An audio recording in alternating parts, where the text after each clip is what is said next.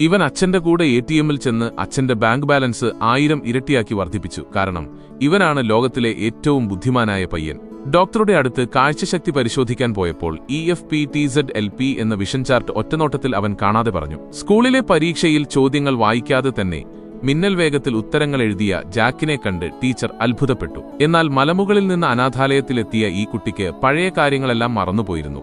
സ്വന്തം പേര് മാത്രമാണ് ഓർമ്മയുണ്ടായിരുന്നത്. കുട്ടികളില്ലാതിരുന്ന ഒരു ദമ്പതികൾ അവനെ ദത്തെടുത്തു. അച്ഛൻ ഒരു വട്ടം മാത്രം പഠിപ്പിച്ച ബേസ്ബോൾ കളിയിൽ ആദ്യ ശ്രമത്തിൽ തന്നെ ജാക്ക് ജനൽ ചില്ലുകൾ തകർത്ത് സിക്സർ അടിച്ചു. അതോടെ അവൻ നാട്ടിലെ താരമായി മാറി.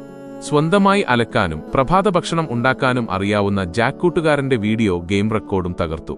അടുത്ത ദിവസം നടന്ന മത്സരത്തിൽ ജാക്ക് എല്ലാ തവണയും ഹോം റൺ അടിച്ചെങ്കിലും മറ്റാർക്കും അവസരം കിട്ടാത്തതിൽ അമ്മയ്ക്ക് വിഷമമായി. മാതാപിതാക്കൾക്ക് അവനെ തിരുത്താൻ ഒരവസരം നൽകാനായി മനഃപൂർവ്വം ചില തെറ്റുകൾ വരുത്താൻ ഒരു കൂട്ടുകാരൻ ഉപദേശിച്ചു. ഇതനുസരിച്ച് അടുത്ത കളിയിൽ ജാക്ക് മനഃപൂർവ്വം ഔട്ടാവുകയും കലിപ്പ് അഭിനയിക്കുകയും ചെയ്തു. ഉടനെ അമ്മ സ്നേഹത്തോടെ വന്ന് അവനെ ശാസിക്കുകയും കാര്യങ്ങൾ പറഞ്ഞു മനസ്സിലാക്കുകയും ചെയ്തു. ജാക്ക് അമ്മയോട് മാപ്പ് ചോദിച്ചതോടെ അവർ തമ്മിലുള്ള ബന്ധം കൂടുതൽ ദൃഢമായി.